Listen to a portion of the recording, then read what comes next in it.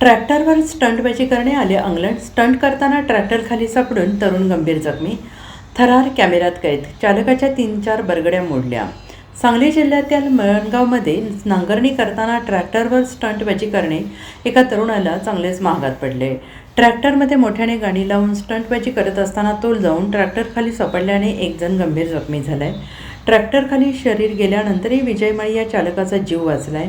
आणि या थरारक घटनेनंतर जीवावर आले पण बरगडीवर निभावले अशी चर्चा रंगली होती. मळणगाव येथील विजय अण्णाप्पा माळी हे सोमवारी दुपारी शेतात ट्रॅक्टरने नांगरणीसाठी गेले होते. दरम्यान चालू ट्रॅक्टरवरून खाली उतरून ते पुन्हा स्टंट करत ट्रॅक्टरवर चढण्याचा प्रयत्न करू लागले.